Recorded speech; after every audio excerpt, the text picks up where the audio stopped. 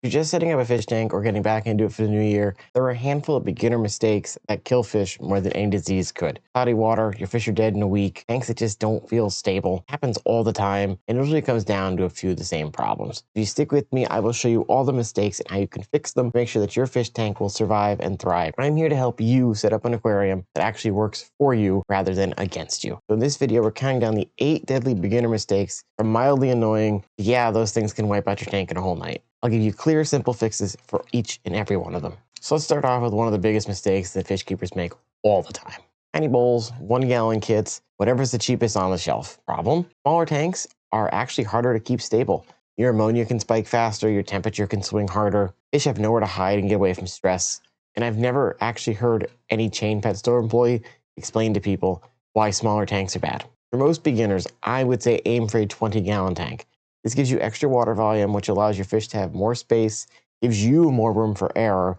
Not huge, they're not super tiny, and there are a lot of fun, safe stocking options for this size tank. It's just overall the best one for beginners, in my opinion. If you want to have fewer of these uh-oh, what did I do wrong moments, make sure you hit subscribe. That way you'll see all my guide videos, you can catch problems early, and you can keep your tanks low stress so you can just enjoy your fish. A lot of new fish keepers assume that room temperature is fine because they don't see heaters at the stores, and it usually isn't. Room temperature also is different for everybody. For me, that means 68 degrees most of the year. For some people, they keep room temperature 78. For most tropical community fish, like your betas, tetras, guppies, those are going to want to be around the mid to upper 70s. Each species, of course, has a sweet spot. But for community tanks, you want one stable number that works for everybody. The fix for that? Buy an appropriate size heater. The rough rule of thumb is 5 watts per gallon. If you're overwhelmed by the sheer number of different types of heaters out there, you can check out my Amazon store page in the description, and I have a bunch of tried and true heaters that I love using right there for you. Get a simple stick-on thermometer, set it up, glance at it to make sure when you're walking by that it's not cooking your fish, you don't see the temperature spiking. A stable temperature is going to give you less stress, stronger immune systems for your fish, and way fewer mystery deaths. For me, the sweet spot for most of my community tanks is 77 to 78 degrees, depending on what you're stocking it with. And as a pro tip,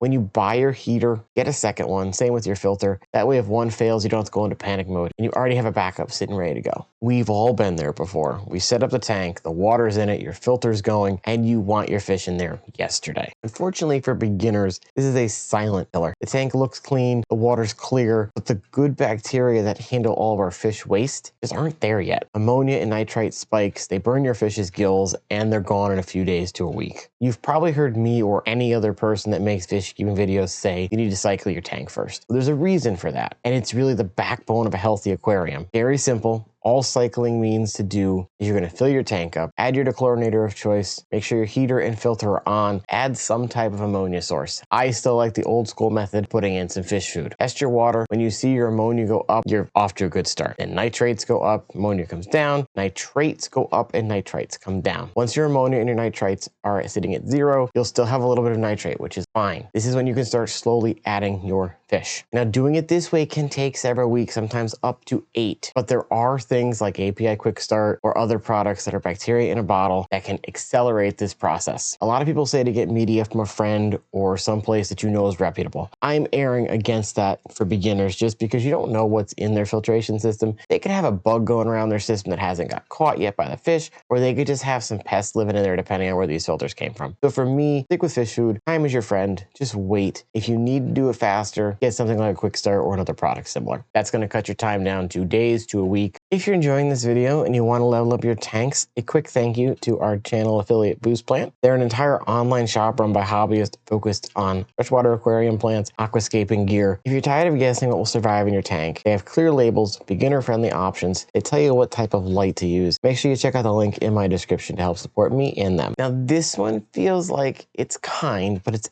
actually deadly. Your fish are begging at the glass like dogs. They'll act like they're hungry even if they're not. But overfeeding leads to rotting food, which leads to ammonia spikes, bloating fish, constipation, swim bladder issues, a whole plethora of things we don't want in our tanks. The fix? Just feed small amounts of food that your fish can easily eat in about 30 seconds. Do this once or twice a day. When they stop chasing that food around the tank, that's your cue to get a net and just scoop out the leftovers. You're also going to want to use a quality food that's designed for your particular fish. You get something that sinks for your bottom dwellers, a floating pellet for those that stay to the top, and then something that can kind of move around the water column a little bit.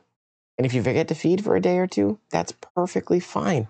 Fasting days are actually healthy for our fish and their digestive tracts. It's also important when you're buying your fish food to look for quality ingredients. Don't get something that starts off with the word meal in it. Get something that's got actual fish food. If you're looking for quality fish foods, I have a whole shopping list on my Amazon, which is linked in the description. When it comes to maintenance, most beginners land in one of two camps. Either they barely clean at all, or they go nuclear and they're constantly cleaning everything with hot soapy water. Spoiler, I lean towards the set it and forget it, column A kind of thing, unless things look really bad. But that deep soapy clean, it destroys your beneficial bacteria and you're basically just restarting your cycle all over again. Not cleaning enough could also lead to spikes and things. You got to find your happy medium. Think light, regular maintenance. For new keepers, I would suggest a 25% water change once a week is a good starting place. If you're noticing a lot of debris and things in your gravel, do yourself a gravel vac either through a siphon or buying a specific tool for gravel vacuuming. For filter people with hang on the backs or sponge filters, you're going to want to rinse those media out or replace your cartridges if you use them once a month, or of course if they get really cloggy and nasty, you're going to want to clean them then. Simple way to do that is when you do your water change, put the water in a bucket, wring out the sponges, put them back in. Done deal. And never change everything all at once. Don't completely replace your media, substrate, and all that stuff, or decor in a day, because that's back to nuking territory and you're starting from square one all over again. Overstocking and incompatible fish happens all the time. If this happens to you, you're not alone. Too many fish or the wrong mix of fish turn into either a complete war zone or just a toxic waste factory. Common issue, goldfish in small tanks, aggressive species with peaceful ones, or just way too many fish for the size tank you have. This one's going to require a little work on your part. You got to do your homework first. Check the adult sizes of the fish, not just the size they're sold at the store, and look for temperament and things from, I'm going to say, 3 different sources online. If not online, ask people you know that keep fish. Just do some research before you buy the fish. And when it comes to stocking your tank, start out lightly. Better to have fewer, healthier fish than overcrowd your tank, stress everyone out, make people sick, get your get your tank all cloudy and murky. Start slow, let your ecosystem adjust, and just avoid all that nasty. For someone just starting out, a good simple combo for a 20-gallon is black neon tetras, a bristlenose pleco, and then something like a bloodfin tetra. That'll give you a nice extra pop of color. I would say 5 of each kind of tetra, 1 bristlenose, and you're off to having a lovely tank to start out with, and one that's pretty forgiving. For mistake 7, this is going to be ignoring water testing. If you're guessing what your water quality is, you're essentially flying blind. Clear water does not equal safe water. You could have dangerous levels of ammonia or nitrate. Your tank will still look crystal clear and you won't have any idea what's going on. Get yourself a liquid test kit from any of the companies that make them and learn which numbers you need to look for to have a healthy cycled tank. You're going to want ammonia at 0, nitrites at 0, and nitrates at 40 or under. If you're doing regular water changes, that 40 number is not as bad as it sounds. People that are light around maintenance, I would say keep yours around 20 though.